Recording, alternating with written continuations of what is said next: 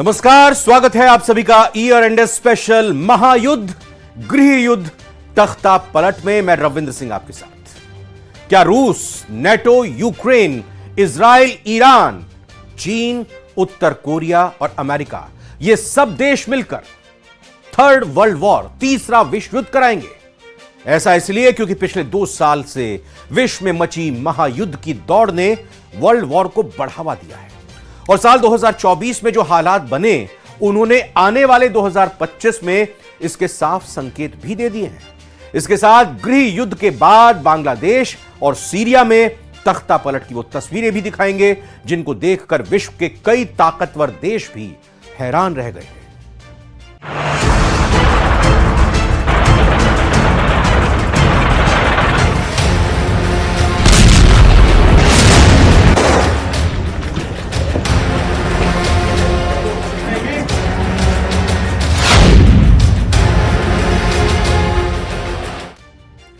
दुनिया के लिए साल 2024 शांति के लिए निराशाजनक रहा। कई देश युद्ध में पहले से ही उलझे हुए थे, तो कई देशों के बीच इस 2024 साल में जंग शुरू हो गई। साथ ही कई देशों को गृह युद्धों से भी जूझना पड़ रहा है और ऐसे में सबसे ज्यादा परेशान होना पड़ रहा है वहां के आम लोगों को, जनता को। आखिर वो कौन सी घटनाएं इस साल घटी जो निकट भविष्य में आने वाले साल में एक बड़े संकट की तरफ इशारा कर रही हैं? आइए इस रिपोर्ट में आपको दिखाते हैं।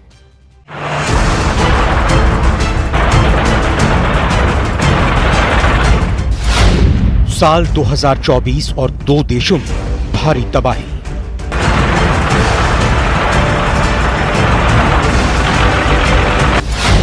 दो देशों की जंग, बिछती लाशें, निकलता दम। दुनिया में टेंशन, 2025 में बढ़ेगी जंग।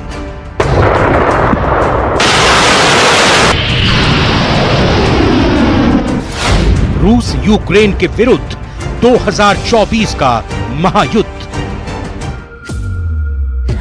इस साल दुनिया में कई ऐसी घटनाएं हुई जिसके बाद जानकार यह भी आशंका जताने लगे कि क्या दुनिया अगले कुछ सालों में एक बड़े युद्ध का सामना करने जा रही है और इनमें सबसे बड़ी जंग हो रही है। फरवरी 2022 की एक सुबह जब दुनिया की महाशक्ति रूस ने अपने पड़ोसी देश यूक्रेन पर मिसाइलें बरसानी शुरू कर दी, तो लोग युद्ध की आशंका से सहम उठे और कुछ ही देर में यह स्पष्ट भी हो गया कि यह युद्ध ही था। वाकई यह युद्ध ही था। रूस यूक्रेन युद्ध को 2.5 साल से ज्यादा का समय बीत चुका है, लेकिन अभी तक यह युद्ध रुका नहीं है और ना ही किसी निष्कर्ष पर पहुंचा है। आखिर राष्ट्रपति पुतिन ने यूएसएसआर का हिस्सा रहे यूक्रेन पर हमला क्यों किया? रूस के राष्ट्रपति व्लादिमीर पुतिन के एक कदम से दुनिया टेंशन में क्यों आ गई? यूक्रेन से रूस क्या चाहता है? क्यों 2 पड़ोसी मुल्क एक दूसरे के दुश्मन हो गए? आखिर यूक्रेन ने ऐसा क्या किया कि रूस, अमेरिका और नेटो के सदस्य देशों की नाराजगी मोल लेकर यूक्रेन पर अपनी मिसाइलें दागने लगी? ऐसे कई सवाल हैं जिसका जवाब दुनिया जानना चाह रही है और हम आपको बताते हैं कि पूर्वी यूरोप के इस इलाके में क्यों रूस ने युद्ध का ऐलान कर दिया है। जिस तरह से स्वतंत्र भारत और पाकिस्तान एक ही दिन अस्तित्व में आए और ठीक उसी तरह से रूसी गणराज्य और यूक्रेन एक ही दिन वजूद में आए थे। और यह दिन था, यह तारीख थी 25 दिसंबर 1991। यूएसएसआर का विघटन 25 दिसंबर 1991। इस दिन सोवियत रूस का विघटन हो गया और 15 नए देश बने। इन 15 देशों में यूक्रेन और रूस भी थे, लेकिन पुतिन हमेशा से इसके खिलाफ थे। पुतिन पहले भी कह चुके हैं कि अगर उनका बस चले तो वो यूएसएसआर के विघटन को पलट कर रख दें। साल 2000 में राष्ट्रपति बनने के बाद से ही पुतिन 1991 की कथित ऐतिहासिक गलती को सुधारने में लगे। वहीं विघटन के बाद से यूक्रेन भी अपनी ताकत बढ़ाने के लिए नेटो में शामिल होना चाहता था। यूक्रेन अपनी भौगोलिक स्थिति का फायदा उठाते हुए अमेरिका से मांग करने लगा कि उसे भी नेटो का सदस्य बनाया जाए। यूक्रेन के राष्ट्रपति ज़ेलेंस्की के इस कदम से पुतिन बेहद चिढ़ गए। उन्होंने यूक्रेन बॉर्डर पर अपनी सेना भेजनी शुरू कर दी। यूक्रेन के साथ रूस के टेंशन की यह तात्कालिक वजह है। दरअसल यूक्रेन की आबादी में रूस का व्यापक प्रभाव है और यहां हर 5 में से एक व्यक्ति रूसी भाषा बोलता है। यहां पर रूस का सांस्कृतिक प्रभाव है। अगर यूक्रेन के पूरब के हिस्से की बात की जाए तो यहां के लोग अपने आप को रूस के ज्यादा करीबी समझते हैं, जबकि पश्चिम के लोग खुद को यूरोप से ज्यादा नजदीक मानते हैं। यूक्रेन में यही प्रभुत्व की लड़ाई है। यूक्रेन का पूर्वी हिस्सा रूस से सटा है और यहां लोग रशियन बोलते हैं, जबकि पश्चिम में ठीक इसके विपरीत है। रूसी एलिट्स इसी सांस्कृतिक प्रभाव का हवाला देकर यूक्रेन के पूर्वी हिस्से को रूस में विलय को जायज मानते हैं। राष्ट्रपति पुतिन ने पहले यूक्रेन के 2 प्रदेशों लुहेंस्क और डोनेस्क को स्वतंत्र देश की मान्यता दी। ये दोनों प्रदेश यूक्रेन के इसी पूर्वी इलाके में स्थित हैं। यहां रूस रणनीति के तहत अलगाववादी ताकतों को हवा देता है और खुलेआम इस प्रदेश को इतिहास और भूगोल का हवाला देते हुए रूस के ऐतिहासिक गणराज्य का हिस्सा बताता है। इसी रणनीति पर काम करते हुए पुतिन ने 21 फरवरी को यूक्रेन के 2 अशांत क्षेत्रों को संप्रभु राष्ट्र की मान्यता दे दी। पुतिन के इस कदम के साथ ही दुनिया को रूस के अगले कदम का अंदाजा हो गया था और पुतिन ने धीरे धीरे अपनी सेना को इन दोनों प्रदेशों की ओर रवाना भी कर दिया था। वैसे यहां पर यह दिलचस्प बात ध्यान रखने वाली यह भी है कि यूक्रेन पर हमले को रूस कब्जा नहीं मानता है। रूस का तो दावा है कि यूक्रेन में लोगों के ऊपर जो यूक्रेन की तरफ से अत्याचार हुआ है, रूस तो उससे मुक्ति दिलाना चाहता है। दोबारा खड़े होने में अब 100 साल से भी ज्यादा का वक्त लग जाएगा और साल 2024 में यह युद्ध अपने चरम पर पहुंच चुका था। रिपोर्ट देखिए।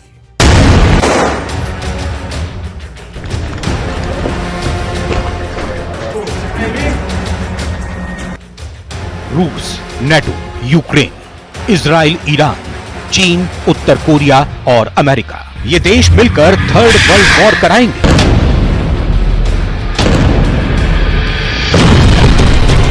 ऐसा इसलिए क्योंकि पिछले 2 साल में विश्व में मची महायुद्ध की दौड़ ने वर्ल्ड वॉर को बढ़ावा दिया है और साल 2024 में जो हालात बने, उन्होंने आने वाले 2025 में इसके साफ संकेत दे दिए हैं। वर्तमान समय में दुनिया में कई देशों के बीच तनाव बढ़ा हुआ है। इनकी वजह से पूरी दुनिया में शांति खत्म है और इनके बीच के तनाव ने तीसरे विश्व युद्ध की आशंका को और बढ़ा दिया है।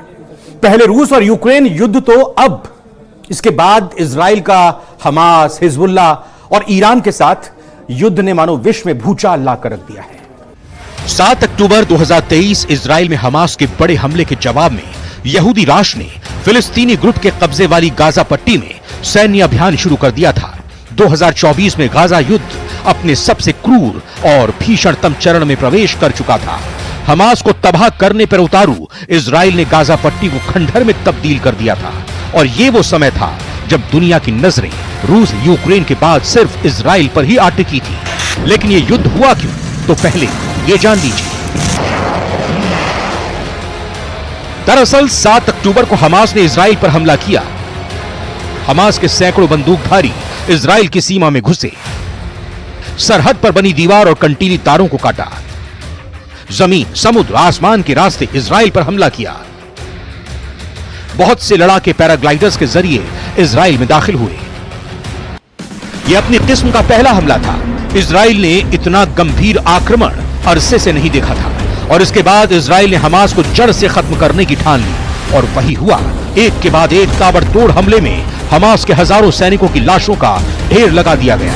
अब हमास क्या है और इसने इजराइल पर हमला क्यों किया, तो यह भी जान लीजिए। हमास एक फलस्तीनी गुट है जो 2007 से गाजा पर राज कर रहा है। ग्रुप का मकसद इजराइल का खात्मा और इस्लामिक स्टेट की स्थापना है। हमास की एक मिलिट्री विंग है जिसमें 30,000 सदस्य बताए जाते हैं। 2008 और 2014 में इजरायली सेना ने गाजा में एयर स्ट्राइक की थी। ईरान इस ग्रुप की मदद करता है, इसे फंड के साथ हथियार देता है। हमास को अमेरिका, यूरोपीय संघ, ब्रिटेन आतंकवादी संगठन मानता है। तमाम अंतर्राष्ट्रीय आलोचना के बावजूद इजराइल के हमास पर हमलों में कोई भी बदलाव नहीं आया, ना कोई कमी आई। युद्ध के दौरान अमेरिका उसके साथ चट्टान की तरह खड़ा रहा, लिहाजा कोई भी इंटरनेशनल प्रेशर यहूदी राष्ट्र को परेशान तक नहीं कर पाया। लेकिन इस बीच गाजा युद्ध ने इजराइल हिजबुल्लाह तनाव को भी चरम पर पहुंचा दिया था। इजरायली सेना ने 23 सितंबर से लेबनानी ग्रुप पर बड़े पैमाने पर हवाई हमले शुरू कर दिए थे। उसने सीमा पार एक सीमित जमीनी अभियान भी चलाया, जिसका उद्देश्य कथित तौर पर हिजबुल्लाह को कमजोर करना था।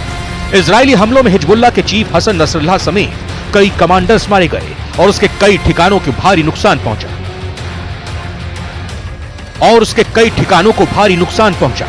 लंबे खूनी संघर्ष के बाद इजराइल और लेबनान के बीच एक समझौता हो गया, लेकिन विश्लेषकों ने इसे बेहद कमजोर सुलह बताया और वही हुआ जिसका सबसे बड़ा अंदेशा था। समझौते के बाद भी इजराइल के हमले लगातार जारी रहे। 2024 में पहली बार ईरान और इजराइल के बीच सीधा सैन्य टकराव हुआ। गजा में इजरायली सैन्य कार्रवाई का ईरान तीखा विरोध कर रहा था। वो हिजबुल्लाह का भी समर्थक है और ऐसे में उसके सीधे इजराइल के साथ टकराव की स्थिति बनने लगी थी। और 1 अप्रैल वो दिन जब इजराइल ने सीरिया के दमिश्क में एक ईरानी वाणिज्य दूतावास परिसर पर बमबारी की, जिसमें कई वरिष्ठ ईरानी अधिकारी मारे गए। जवाब में ईरान और उसके प्रतिरोध सहयोगियों की धुरी ने इजराइल से जुड़े जहाज MSC एरीज को जब्त कर लिया। तेहरान और उसके सहयोगियों ने 13 अप्रैल को इजराइल के अंदर मिसाइल और ड्रोन से हमले किए। इसके बाद इजराइल ने 19 अप्रैल को ईरान और सीरिया में जवाबी हमले किए, जो कार्रवाई आज भी लगातार जारी है। साल 2024 के आखिरी में अगर बात करें साल के सबसे बड़े युद्ध की, तो इजराइल का हमास, हिजबुल्लाह और ईरान के साथ युद्ध या कहें कि महायुद्ध नंबर 1 पर होगा। क्योंकि विश्व में अगर शांति का माहौल सबसे खराब किया तो इसी महायुद्ध ने, जिसने लाशों के ढेर लगा दिए, जिनकी कब्रें आज भी वहां की तबाही का मंजर बयां कर रही हैं।